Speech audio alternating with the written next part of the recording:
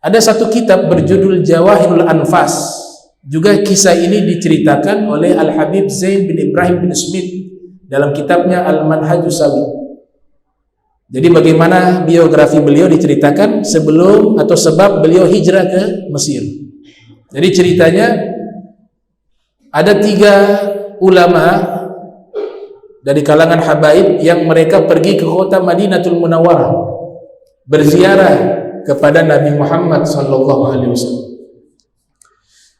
Sampai di kota Madinatul Munawwarah, ketiga ulama ini, yang pertama bernama Al-Habib Abdurrahman bin Mustafa Al-Idrus. Ulama kedua bernama Al-Habib Abu Bakar bin bin Husain, Abi Bakar bin Husain Balfaqih. Yang ketiga bernama Al-Habib Syekh bin Muhammad Al-Jufri. 3 ulama ini sama-sama pergi ke Madinatul Munawwarah. Sampai di kota Madinatul Munawwarah, ketiga ulama ini bernazar untuk mengamalkan seluruh kitab Bidayatul Hidayah. Nazar bahwa kitab Bidayatul Hidayah yang dikarang oleh Imam Ghazali ini kitab yang sangat bagus, mengajarkan tentang adab-adab di dalam beribadah, di dalam membersihkan hati, di dalam memperbaiki niat. Ini kitab walaupun ringkas, tapi kalau kita amalkan dengan baik kitab ini, maka insya Allah kita akan menjadi hamba-hamba Allah Ta'ala yang dekat dengan Allah Subhanahu Wa Ta'ala. Ketiga Habib ini bernazar untuk mengamalkan seluruh kitab tersebut, Bidayatul Hidayah.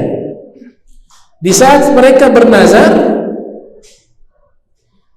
ini dalam kitab tersebut diceritakan apakah lewat mimpi atau dalam keadaan nyata, Nabi berikan kepada mereka, kalau Al-Habib Syekh diberikan tongkat dan tasbih, Rasul yang berikan sallallahu alaihi wasallam.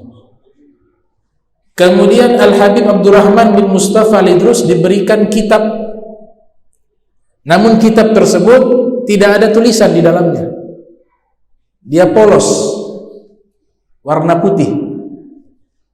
Kemudian Al-Habib Abu Bakar bin Husain Balfaqih, Nabi berikan kepada beliau piring makan yang besar. Setelah Nabi berikan barang-barang tersebut kepada mereka, Nabi perintahkan mereka untuk menjalani satu tugas dakwah. Al-Habib Abdurrahman bin Mustafa Al-Idrus, Nabi perintahkan pergi ke Mesir. Al-Habib Syekh bin Muhammad Al-Jufri, Nabi perintahkan pergi dakwah ke Malabar di India. Kemudian yang ketiga Al-Habib Abu Bakar bin Husain Balfaqih, Nabi perintahkan pergi ke Asia sampai ke Aceh, makamnya di Aceh, Habib Abu Bakar bin Husain Balfaqih.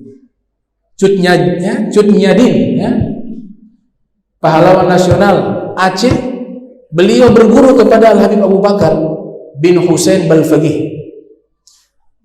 Nah, Habib Abu Bakar bin Husain Balfaqih, kalau kita review kejadian peristiwa yang terjadi di Aceh, yaitu tsunami yang begitu dahsyat, kita dapat berita dari Aceh, dan berita ini bukan berita yang tabu, artinya semua sudah mengetahuinya. Beliau punya makam kuburan, Al-Habib Abu Bakar bin Husain Balfaqih itu berada persis di samping pinggir laut, tidak jauh dari laut. Namun subhanallah, Allah tunjukkan kebesaran seorang wali Allah itu tidak hancur, tidak terkena air. Sampai sekarang dibangunkan masjid dan dinamakan beliau dengan julukan yang sudah dinobatkan kepada beliau, julukannya Tengku di Anjung. Orang-orang Aceh menyebut beliau dengan Tengku di Anjung. Tengku artinya tuan besar, di Anjung artinya yang dipuji dan disanjung. Siapa beliau?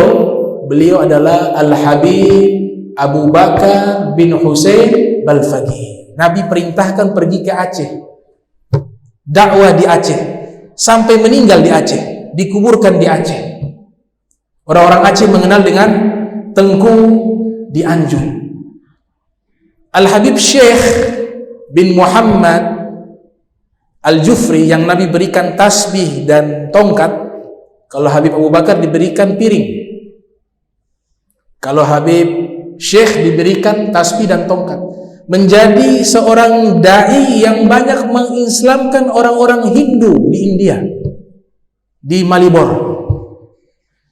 Adapun Al-Habib Abdurrahman bin Mustafa Al-Idrus, beliau diperintahkan ke Mesir.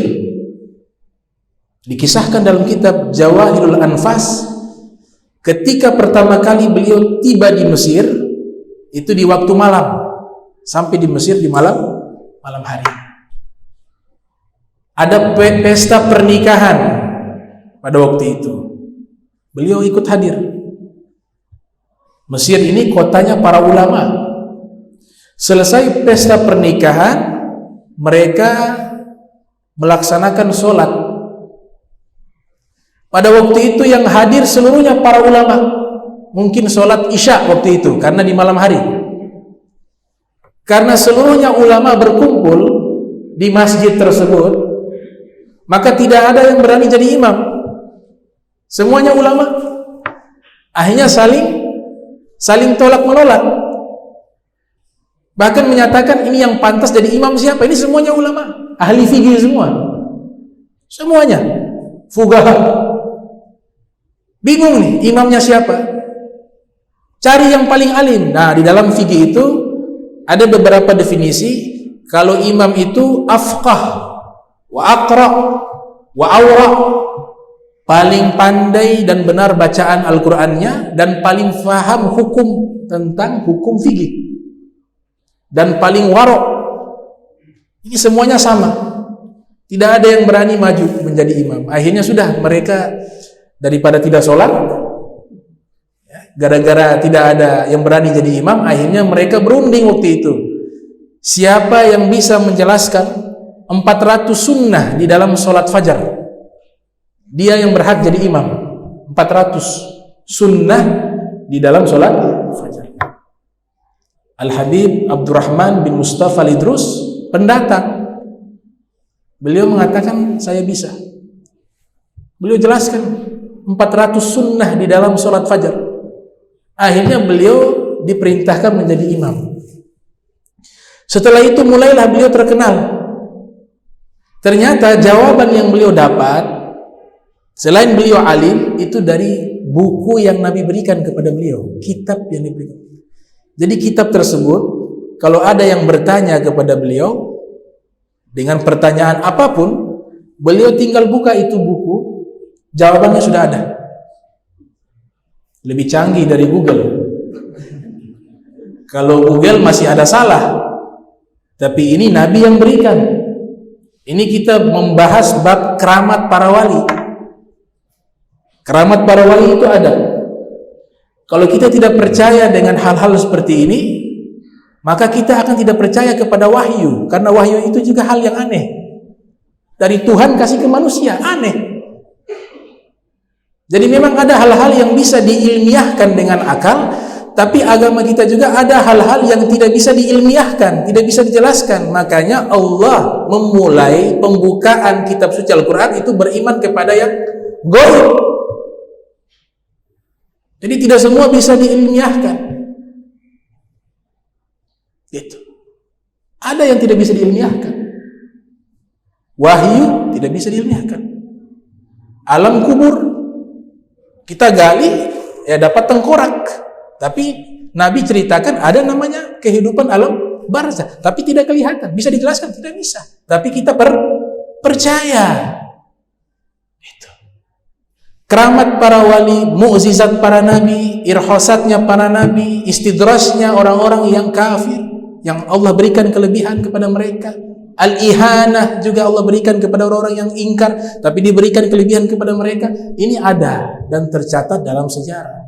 Apalagi mukjizatnya Nabi Muhammad begitu banyak, ribuan. Ya, mukjizatnya Rasulullah SAW itu ribuan. Bulan terbelah, bisa diilmiahkan tidak? Nabi membelah bulan. Gak bisa diilmiahkan, tapi bisa terjadi. Karena semua ini karena kuasanya Allah. Segala sesuatu mungkin Allah lakukan, bisa terjadi. Masya Allah kan, wa ma lam yasha' lam yakun. Apa yang Allah kehendaki pasti terjadi. Jika Allah tidak berkehendak, tidak mungkin terjadi. Nah, Al-Habib Abdurrahman bin Mustafa Al-Idrus, setiap mereka bertanya kepada beliau, beliau buka kitab, dapat jawaban di situ. Sampai satu hari ada ulama-ulama datang dengan maksud bertanya tentang ilmu nahu, ilmu gramatika bahasa Arab.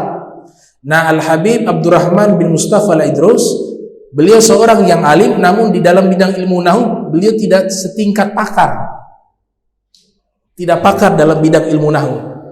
Para ulama-ulama yang datang mengajukan pertanyaan kepada beliau sudah menyediakan pertanyaan tersebut. Ketika disodorkan pertanyaan itu kepada Al-Habib Abdurrahman, beliau membuka itu kitab, sudah ada jawaban, dijelaskan dengan jelas. Nah, ini gurunya daripada pengarang kitab Ihya, Sarah Ihya Ulumuddin, yaitu Syekh Muhammad Murtada Az-Zabidi.